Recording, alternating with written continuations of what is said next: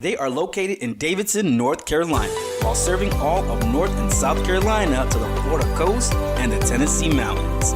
They are the Mortgage Planner, the Carolina's #1 mortgage radio, premium lending experience, along with mortgage planning that builds wealth. Ranked top of the nation for over 3 generations, 3-time best-selling author, here's your host, Brad and Jacob Roche. Welcome to The Plan. This is Brad Roche, the Mortgage Planner. 704-421-2727 is direct dial to the studio. And you are not Jacob. Welcome to the studio. I'm joined with Kasey, Hardt. How are you? I'm great. How are you? Realtor extraordinaire. I am doing well. Good to have you in here. We've got some topics we're going to cover. Now, you're not like most realtors, and I mean that as a compliment. Let's start there. Not bad start to the show, right? You focus a lot on investing. Yes, sir. Investors coming in. And why? Let's start there. What is the appetite? Like, you don't like taking people to buy the house they want to live in? No. I mean, we work with everybody. I personally have a passion for investing myself. I had a rental property. I actually just sold that, getting ready to reinvest myself. So I think you just naturally gravitate to things that interest you. So I naturally have been gravitating towards, working with investors. I'd say gravitating. You've dug really deep into the investor side. Yes. So we have a team. We do a lot of analyzing for, our investors, our clients, and then also being an investor myself, it gives me a good feel for the market so I know where to invest. What do you think? Like, okay, so I've owned a lot of investment properties. I want to go buy one. I could pick any realtor. What is that okay? Now, let me say it different. Buying the primary, right? A lot of people can be good agents listening to what you want in the house. You want a 3-bedroom, 2-bath. It gets a little different with investment property. And that's kind of where I want to focus. So when you call out to get an agent for an investment property, what are some questions you would ask the agent? Like if you were calling out and say, hey, I'm getting ready to buy an investment, what would you ask them? I like this house. I mean, it's more deeper than that, Yeah, absolutely. I mean, I would ask them, how are they analyzing where to find the deals? I think Zillow. I'll play with you here. I'm on Zillow. But what about Zillow? You know what I mean? It's really trying to make sure that you find an agent that knows how to cater to what you're looking for. So for example, we actually analyze properties. And one of the ways that I do that is I go through every month and I calculate the ROI percentage and the RTP percentages. Now let's dumb that down a hair. So I know what you're talking about. Okay. Some of our listeners do as well. But ROI is basically return on investment. What I found is that if we can find zip codes that have an ROI of 7% or more for that month, then we have a higher probability of finding a cash flow property in that zip code. So I think finding realtors that understand the numbers and how to use the numbers to help cut down time and make sure that your time is more efficient is going to be beneficial for you. I think so the first question that you would ask, what would you ask them? Well, I would ask them if they invest themselves. Do you invest yourself? Okay. So second question, if I'm an agent and out there working and you guys have done a lot of investment, neighborhood's a big deal. It is to you. Like you went immediately right to zip codes. Why is that? Well, zip codes is how I analyze. So, when you're an investor, you're looking at the numbers. You're also looking for future growth, future developments, things that are going to continue to, if you're getting, a renter, to draw more renters to that area.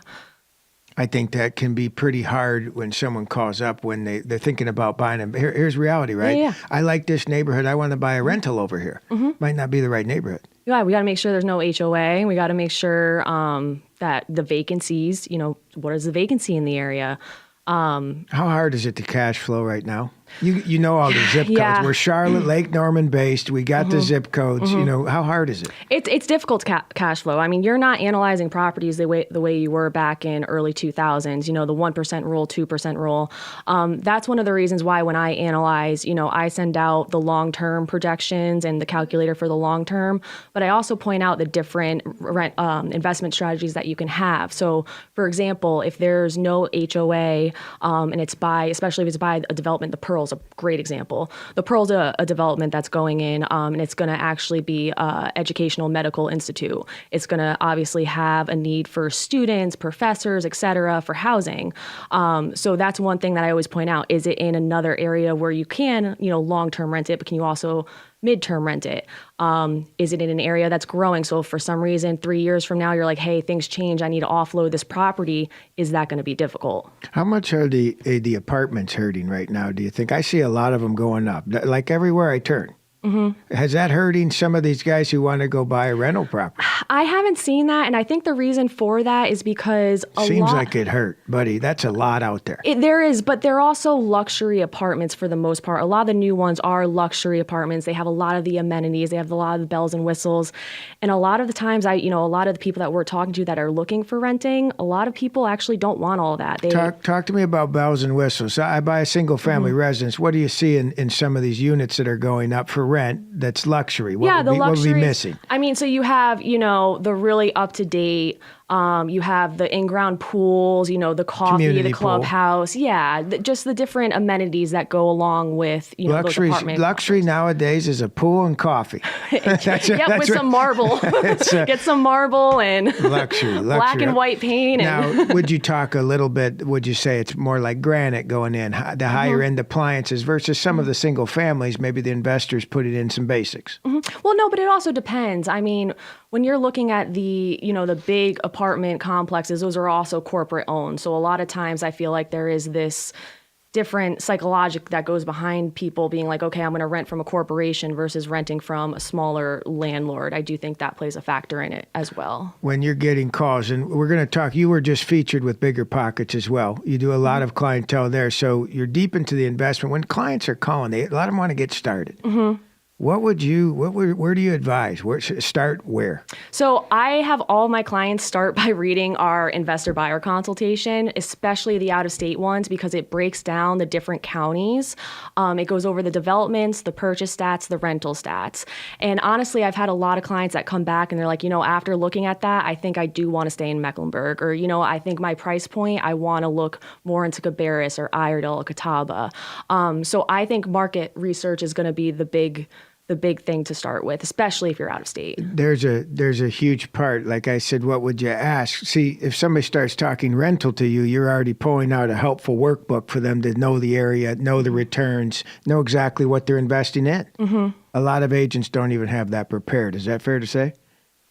I suppose so, yes. I don't mean it in a rude way, but see that it's different. You're looking at property different than.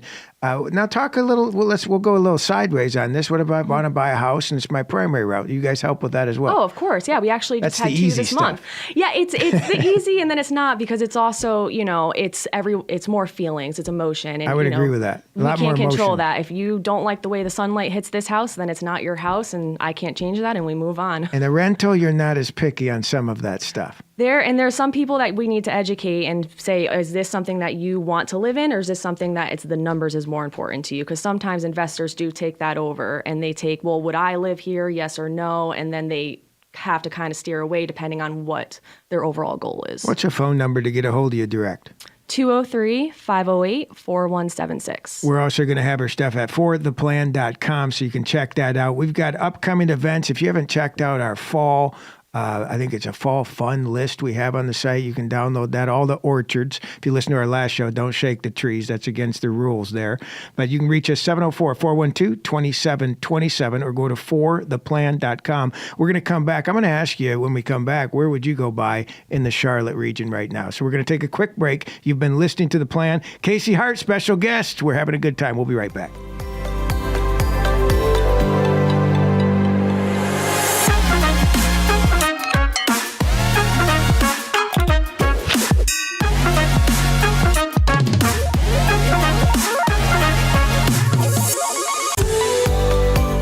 Welcome back to The Plan. This is Brad Roach, the Mortgage Planner, 704-412-2727, or go to fortheplan.com. In the studio with Kasey Hardt. How are you? I'm great. You're doing great. You're doing great. She's saying you're throwing me off with some of these questions. Like, this is the good stuff. I just, I saw, she said, what about those apartments? You're bringing that up. And it's like, yeah, I see them all over the place.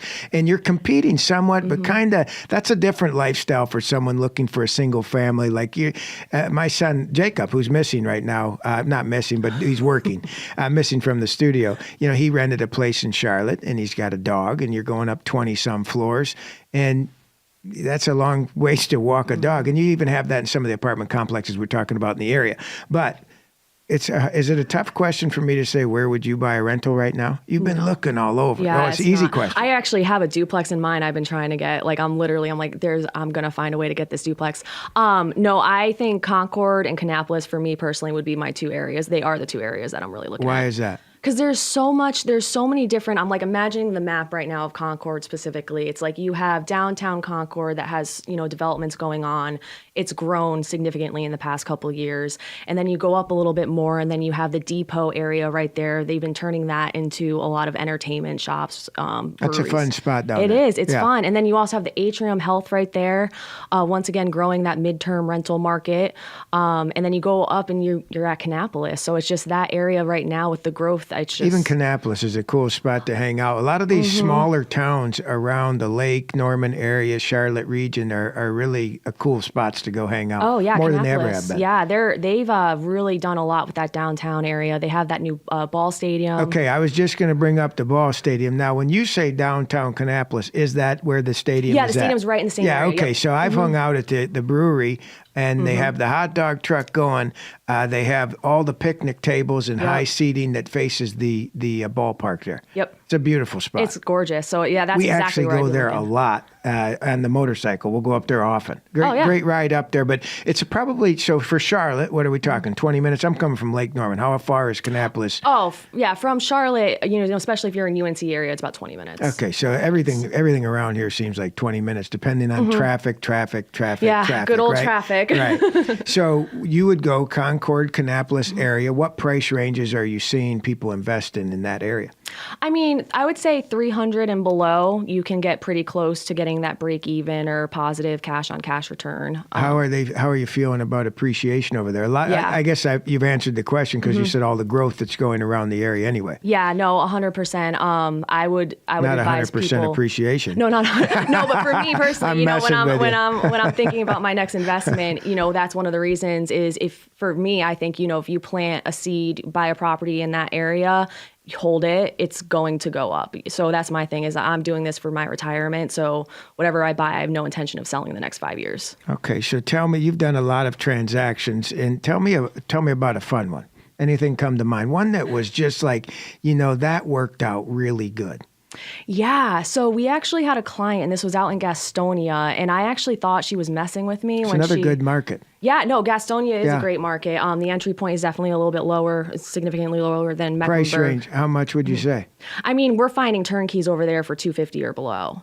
And the one that I'm thinking So even about, cheaper than Kannapolis to a certain degree, yeah. Yeah, absolutely. So this specific client, they actually closed on a turnkey. It was a 3-bed, 2-bath. You say turnkey, you mean it all dialed in. Somebody went in and made that pretty. Yep. So essentially, you don't have, when you're doing the calculations for your operating expenses, you get to lower your maintenance and repairs because it's already been rehabbed or, updated. Great to know. Thank you. So it was turnkey, 3-2, and I remember on the calculators, the long-term rent in that area was around $1,400. She ended up furnishing the whole thing, and she rented out the primary bedroom for $1,300 by itself, and then she rented out the 2 other bedrooms through Airbnb, Verbo for $875. So she then took the calculator that we sent. Yeah, the original long-term. What was the total on that? What did you just do? $3,000? So, I mean, what's the math on that? Yeah, $1,400. We're good. We got calculators. So $3,000. Yeah, so it's almost it's surpassing the 1% rule. A lot. Yeah. Obviously, you have to factor in the cost of furnishing, but when you really look at that in long term with those numbers, she's definitely making. So that's kind of a weird deal, though, right? She didn't lease it out to one family. No, she has multiple leases. How does that work? Have you found that weird or no?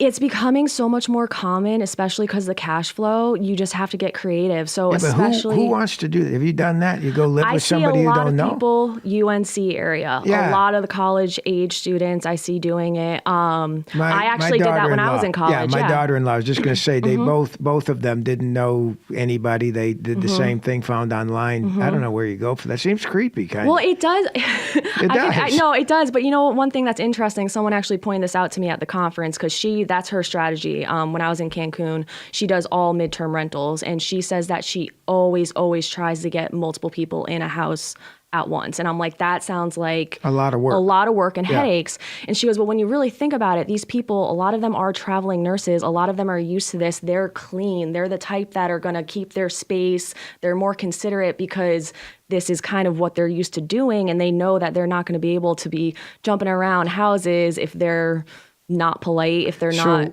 tidy, et cetera. What did her house look like? Like describe it. What did they do? Share a kitchen? Yeah, so the common areas were common shared. area, yeah, it's almost so like a living room, dorm. kitchen. Yeah, right. Yeah. But when you think about it, I mean, even for the renter, you're saving so much. And especially if you wanted to have that privacy with the bathroom, rent out the primary, and that's exactly the what landlord's person did. making almost double, and you feel the tenants are paying less. Yeah, well, in that scenario, yes, unless you're doing, you're renting out the full thing. If she was to furnish that and then throw it up on like Furnish Finders and rent the whole unit, she would probably be able to get around $2,000 for that. But she's closer to 3 because she now. What happens if they get in a fight? Like, you know what I mean? That's one of the risks with being an investor in general is being prepared to deal with. No. I've invested. This takes it to another level. Yeah. Like if the guys in the studio here, they just say we're going to rent out this room, and what if they I think a lot of things, like what if they stink? What if they don't do the dishes? What if they leave their laundry in the in the washer too long and it starts to stink? What do you mean it's part of the risk? How do they know? Like, would you do something? You may not know the answer to this. This is crazy to me though. But would you know how to pair them up? I met Kasey. She's a really sweet girl. This is her background. Almost matchmaker, or you can't do that. No, that's discrimination, kind of. Yeah, you have to remember too. The people that are applying, they're aware they're applying for one room in a house. Okay, sure. So there's expectations. There's expectations that and you also have to remember it's like with any investing, the more risk, the more reward, right? So it's like, to your point, it does sound like you could get a bunch of headaches, and you could. I mean, there's a whole true crime thing called Fear Thy Neighbor. It's a just series about neighbors that go crazy. Like that. Yeah. Yeah, and it's so it is a valid concern. However, realistically, once you're in it and you actually are. It seems like it. You don't. I'll rephrase it because I'm getting a difference of opinion here. But you don't see a bunch of people at the hotel kicking each other's ass either. Meaning they're at a hotel, so it's kind of like the same thing in this. They're not going off on each other. It's respectable. Just the difference of sharing kitchen space.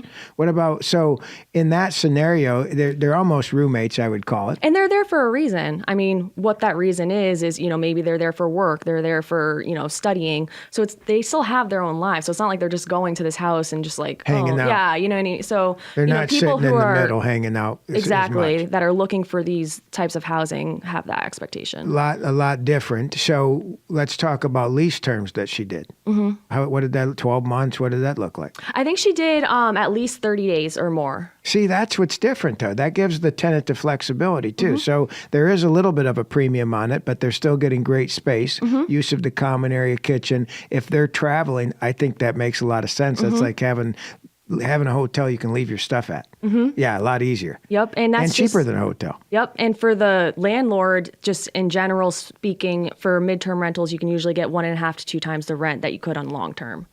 Very interesting. So, see, there's a lot of information I think that can go into different ideas. So you were recently in Cancun working, huh? Is that what you just said? It was fun, yes. We were at the Bigger Pockets conference. Yep. Now, talk a little bit about that. You're at the conference and you're hanging around a lot of people who do what you do. Yes. How do you feel that helps your business? I mean, it was refreshing, honestly. It was just great being around people that, when you say, hey, I think I want to kind of start arbitraging, or maybe I am going to pick up another property. They're like, that's a great idea.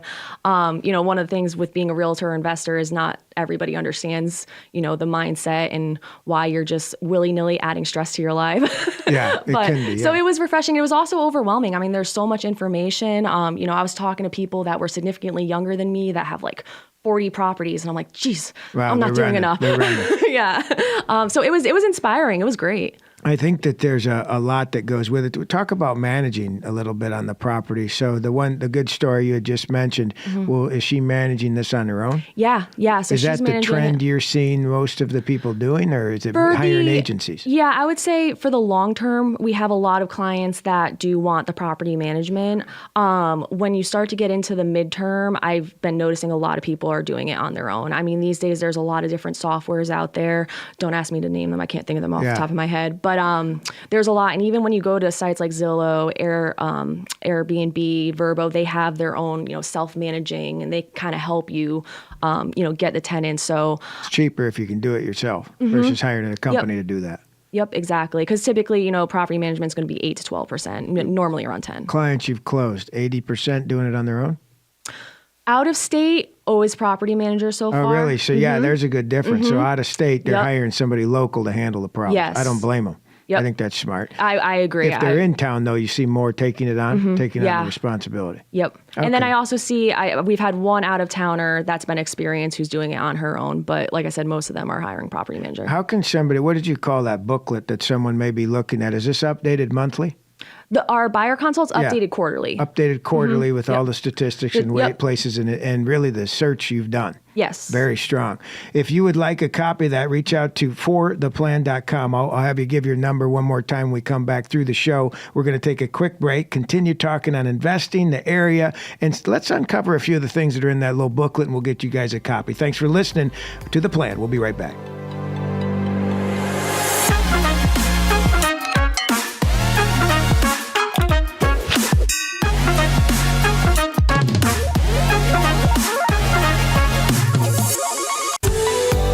Welcome back to The Plan. This is Brad Roche, the mortgage planner, joined with Kasey, Hardt in the studio, and we are talking a lot of investment real estate. So if you are looking to buy your first house and you want to buy it really well, she's got the background to be able to help you there. And then as you build your portfolio, I think you got a huge advantage of reaching out to her and her team. Not just you. Talk about the team a little bit. It isn't all you doing all this work. Absolutely not. There's no way I could do this on my own. You got some people helping you that are superstars. Absolutely. Yep. Erica Wright and Michael Byrne. They are amazing. They're amazing. They've been with me. We've been a team for a little bit over a year now. And we analyze as a team. And that's one of the reasons why there's multiple of us, is because I personally don't think you could do this all on your own. Just as any investor knows, the amount of time it takes to actually go through and analyze the properties and make sure it's a good deal. So Erica and Mike, they are essentially running the show, I feel like, in many ways. Helping out a lot of clients, contract to close and getting it done. Absolutely. Yep. Where do you play a part? So I do most of the analyzing, and I send out. I was hoping you were going to say that. That's we've just been promoting. Like, this girl's looking at the stuff this right. This is what I'm doing. So I do a lot of the numbers, the analyzing, research, market research. Just kind of going over everything, the numbers with everybody. And then once, we send it out, if a client's like, hey, I'm really interested in this one, that's when I, we'll hand it off to Mike or Erica. How do you get to become a client? Like, you're sending out, hey, here's the deal. You call me. I already researched it. That's something you do, though. Yeah, no. So essentially, once someone reaches out to us and says, hey, I'm interested, I talk to them and figure out what type of investment they're looking for. Are they looking for a value add opportunity, multifamily? Break these down. Okay, I'm looking to invest in real estate. Mm-hmm. You went a little more specific. Mm-hmm. Start with number one. Yeah. What kind of investment are you looking for? Something that makes money. Okay. Are you looking for turnkey? Is it something that you want to do work to, or is it something you want it to already be move-in ready? When you say work, is that like rehabbing?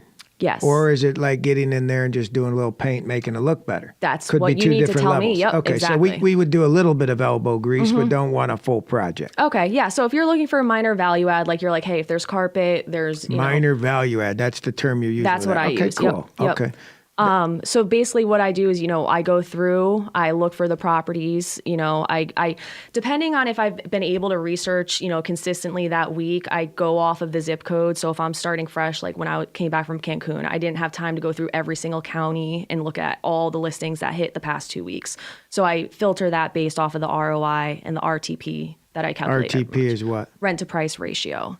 Rent to price ratio. That means what to somebody listening here now? Yep. So when you're doing rent to price ratio, you basically look for an area that's 15 or below. It's better to buy than rent. Once it's 20 or above, then it's better to rent than buy. So when I go through, there's typically a correlation between the ROI and the RTP percentages, like there's overlap. But what I'm looking for is those areas that are below the 15. What if I found a house and just sent it to you? Will you do that? Oh, yeah. Have you ever, do people do that for you often? Like, hey, look at this one. Yeah. So usually the people that are really, really motivated, the people that are like, hey, yeah, I need something by, the end of the year or the month, whatever it is. Those are the people that will send us, properties before we can send it to them, or, we're doing it at the same time. a lot of times with those, I feel like I kind of burst their bubble because That's once what I you was thinking start when I asked running, this. yeah, and it's, and I always kind of give them a warning, like, hey, I am bursting your bubble. But at the same time, if someone really wants the house, for me, my perspective is as long as I tell them what I'm seeing, it's up to them. So Have you had someone do that? Oh, yes. Like, hey, here's some numbers, and probably not the best investment, and they did it anyway. Why'd they do it? So no, we actually had someone who he was talking to us and then another agent, and he sent us both the house.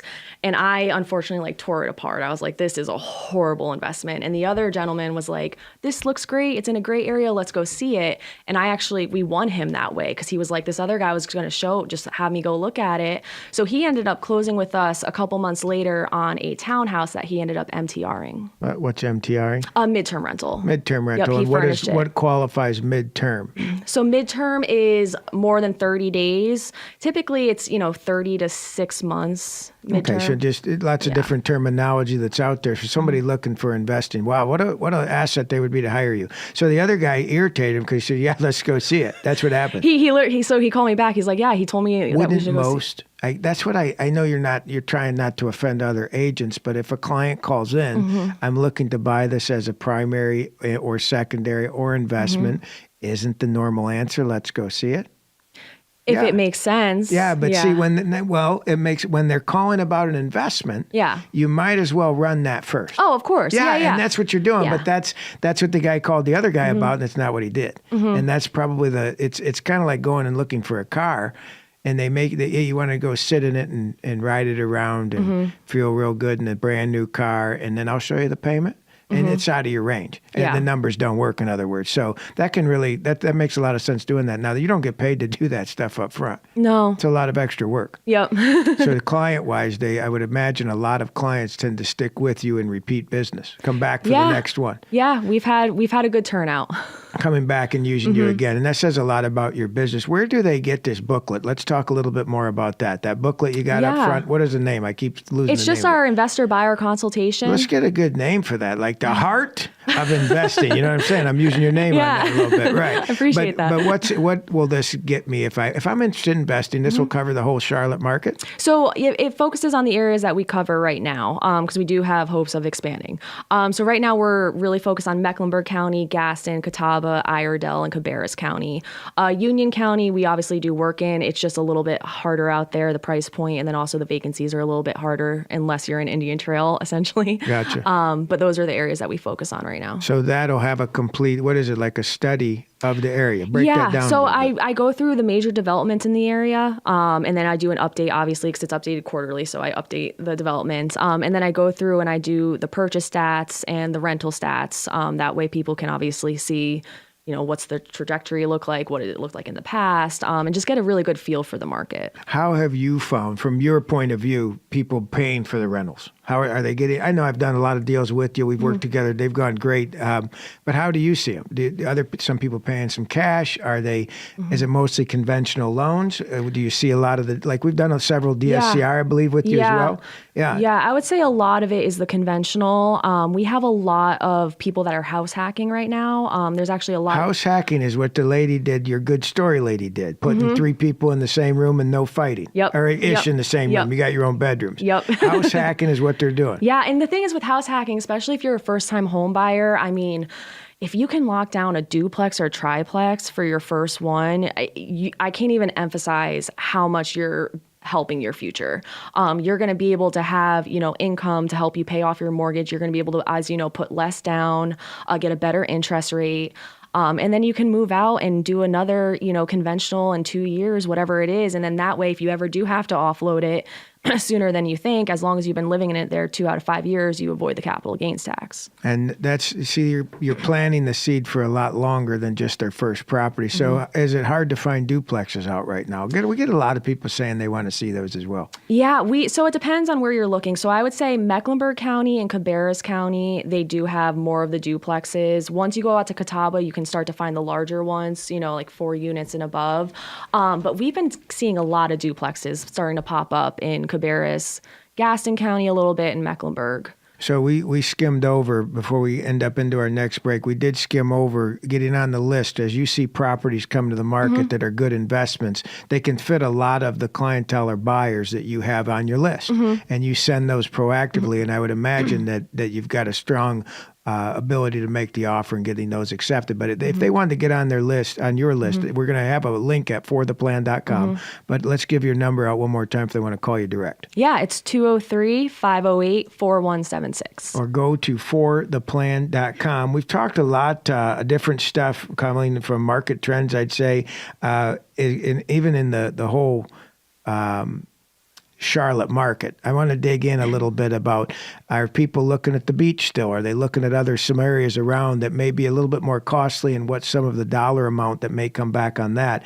And a lot of, is this short term that they're doing or long term? So we're going to take a quick break and look at what some of the clients are doing now and why they're investing now, and even where we've seen some of their down payment come from. Talk a little bit about DSCR, where you don't have to have even a job, really. You can get an investment property as long as it's cash flowing. So you've been listening to The Plan. Special guest Kasey Hardt is in the studio. 704-412-2727 is our direct dial. Go to For The Plan. Make sure you check out all the events coming up. We've got a lot more left in the show. Stay tuned. We're going to take a quick break. You're listening to The Plan.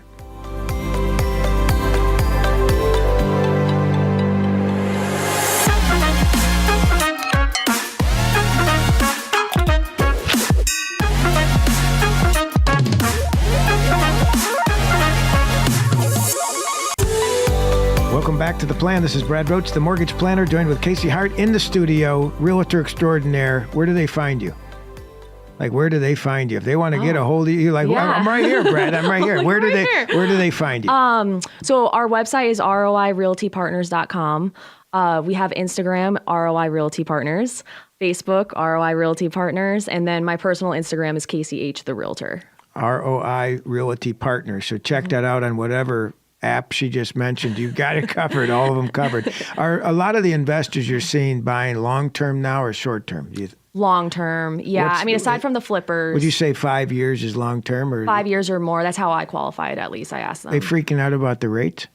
A little bit. Every now and then I tell people all the time, you date the rate, you marry the property. We've been saying that for about 4 years now, yeah. Yeah. Well, to be fair, though, I also think a lot of investors. It's a long, bad date, lady. Yeah. It's been too long a date. I got to get rid of this one. It felt like a while. But a lot of investors, I feel like, too, they, especially the ones that have gone through cycles, they're aware that. I think I was thinking that as we were talking, making fun of it, cycle. I thought the same thing. You're buying property, you're going to make money on this. It's going up in value. Get through the cycle and you modify. Get through the next cycle and you might modify. You might want to pull cash out later, drop the rate. A lot of advantages come to that. So long term, you'd say 5 years is what a lot of them are looking at, or more. Yeah, absolutely.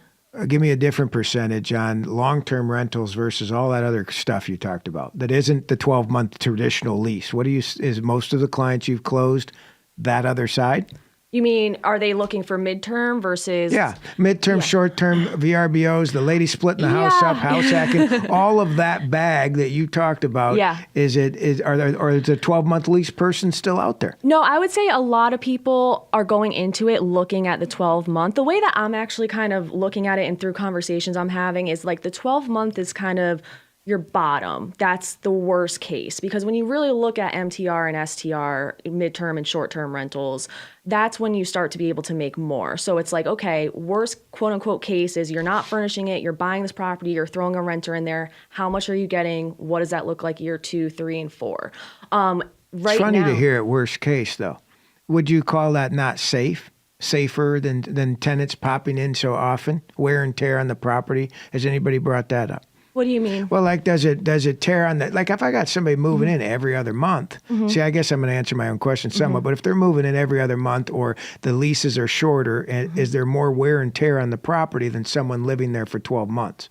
Once again, it also depends on the clientele that you're looking at. So let's just say you are looking at MTR and you're not doing room by room.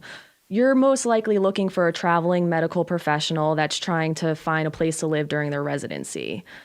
In your mind, is Probably that a high risk? In the house. Yeah, is that a not high risk? I'm picturing, I had some properties when I owned them Western Michigan University, and you knew that they were going to trash that place for 9 months, and then you'd have 3 months to get it back while the mom and dad were still paying rent. It was student ghetto rentals, though, a little different.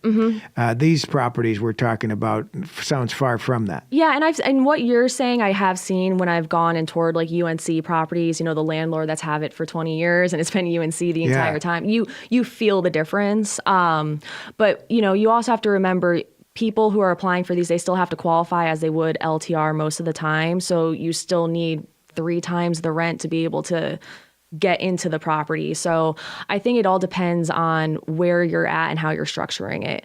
What do you know when someone says, I want to do this, but the management side of it is tough? You guys are not managing property, correct?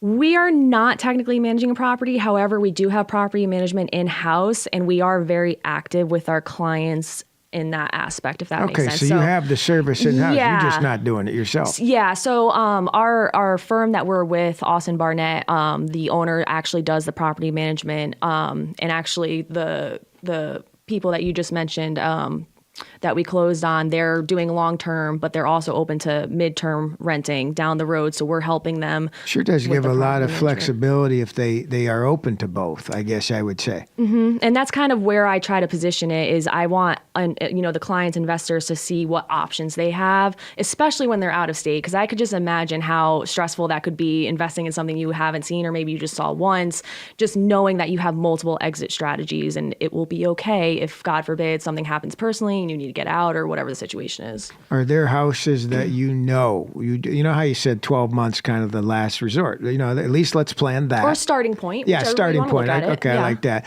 But do you know when someone sends you a certain house and you're looking up and doing all the research on it, how do you know if it's not going to go bedroom by bedroom? What do you mean? Well, like how can I rent it out, house hack it? How do you know if that'll work in a certain area? Will it always work? I mean, well, I wouldn't recommend someone go out to, Cherryville and try to rent out room by room. You're not going to have the demand to be able to do that. More populated Cabarrus? Yep. So Cabarrus, you probably could, depending on where you're at. If you're in the downtown area, or I would pull up, Furnish Finders. That's a site we use frequently. You go on Furnish Finders, the purple bubbles, those are just rooms for rent. So right there, you can kind of get a feel for, oh my God, there's people that are just Interesting site. Say that one more time for somebody listening. Finders. Furnishedfinders.com. So you can go check it out and see what individual rooms are for rent. And you can also just look up the overall MTR market. I didn't even know that was there. That's a good tool. I attach that map to all of the ones I send out that are good. So you would look, and then if I wanted do you get a lot of people to say, I want to, you make it, when you described it, you're making it sound like most are going to want to hack it somehow versus the 12-month lease. I personally think that when I get my next one, I feel like I'm probably going to try to finagle a little bit, play some Monopoly. Like let's have some fun. Let's try to furnish it. Let's see how much we can get from this. Let's play. Now, I've had a couple clients that I know of. I remember looking at an appraisal on one that separate entrance to the basement, lower level, and they do that. Then I have friends of ours that have a beautiful lakefront property, and they live upstairs, and it's a walkout basement with the pool, and the guest lives downstairs. It's done a lot in different multiple price ranges in that way, offsetting it. Seems kind of crazy. All of the time when I was investing, it was all 12-month leases. Most, that was just the way the market was. But it's interesting to, I think it's pretty smart for a first-time home buyer to rent out a couple rooms. Oh, yeah. And my big question, too, is, when you rent it out, you can write off depreciation. If you're living in it and you're renting part of it, can you still write off part of your house for depreciation and get that tax cut? I would think so. And we can't count the rent, though, which kind of stinks. Like people have called and said, hey, I'm going to rent that room out. I need a 2-bedroom, buying a 3. We're going to rent it. And we can't count any income from that, even if they signed a lease. It has to be, the zoning for lending, things like that play a part in it. Well, we've talked a lot of different stuff. Is there anything I'm leaving off the table you'd like to share with listeners? We've covered a lot of topics. No, from yeah, A I feel to like Z. we did pretty good. What's any bad advice that's gone on where you would say I would watch out for if I'm a first-time investor? It's kind of a loaded question. Yeah. I don't think rates is one of them, but we had a mutual client who's bought a few properties with us. She was actually at the networking event you co-host with us here at the lake, and she had bought a rental property, and her rental property, she's actually bought a couple properties now. it's hard. It's hard when you're not local to be able to take care of the property. Do you do a lot of, if they're out of state, is that a service you'll help them with? I mean, that's part of the property management. Yeah, that goes into... No, I mean before they buy. Like, they're listening to the show. The Carolinas is a good investment in the Charlotte market, right? So if they're out of state, you've been able to help clients like that as well. There's been so many clients that's why I haven't even met in person because, they're out of state. Yeah, no, we do. I mean, we do video showings. We're very honest about, what we're seeing. We'll tell you everything that we're seeing, we're hearing. Hearing is a big thing. That's scary, and you're in, for at least the first couple of times you're doing it, like, okay, here you go. You want to do this? We're very thorough. I think, me being a type A, and honestly, I think, Erica and Mike too, we want to make sure that we're, portraying everything accurately. So we're very, very, very honest, especially when it is, just a video tour. Yeah. A lot of times it's 2 or 3 video tours, and that's no problem. The big thing that I feel like a lot of agents forget to note when they're doing, video tours like that out of state is the noise. Like, if there's a train going by, if you can hear the street, like, that's one thing that I've heard from clients who have had experiences in other states that they closed, and then once they got there, they're like, yeah, the agent didn't tell me that you can hear the highway this entire time. So the vacancy is going to be up, and it's like those things you have to watch out for. I got you. Okay. Well, we've covered several different things. What is the phone number again for listeners who can get a hold of you direct? Yeah, it's 203-508-4176. And you're located, offices in Davidson, right near our office, so you guys can find us fortheplan.com. A couple of highlights from the show. If you are interested in investing, there would be no charge and no reason why you would not get on your investor list. Is this the same list? They would automatically get the market booklet, the quarterly updated book, and then they'd also get on your list of properties coming out that you've analyzed and said are good buys. Yeah, so I would need to still speak to them. So that's one thing, is we're not just sign people. Up. Don't just sign up, Brad. That's not what we're doing. Reach out to me. I'll reach out to me. I'll reach back out to you. Whatever. Why do you do the protect conversation. that? Well, one, I want to make sure I'm sending you properties that make sense. If you're strictly looking for turnkey, like new builds, then there's really no point in me sending you stuff from 2005. Same with multifamily or vice versa. So just making sure I'm not... I thought you just blasting out a list, but really you're customizing it and catering to each investor's, like what they needed from that initial consultation. Yes, that's why I love when they give me feedback. How long is initial? So if somebody's interested in getting starting with investment, they need to get their money. You need to tell them that. You tell them that, right? You need to get your money and go see Brad, the mortgage planner, right? I mention you on every call. All right. So that's the important part. You want to go in there approved so you can negotiate the offer properly. And I remember, I'll share a quick ending before we get off the air here, but you were out recently. We had a storm. You had to go out, haul out to check out the property, and we had a little tree that the house wasn't bad, but we had to buzz out to probably 4 or 5 different properties. This one particular, what happened on that? The tree fell into the yard. We were able to get it all fixed, and we were very lucky. The seller was the builder, so he had a lot of connections, and thank God, because he was able to get that tree out, and we were able to close that day. But any other scenario, I don't think we would have made it to close that day. Didn't even miss the closing by any means. If you need a hero realtor, you know where to find her. Go to fortheplan.com. We'll have her information posted. Kasey, it's been a great pleasure having you on the show. Thank you so much. Tune in to fortheplan.com next week. We'll be back.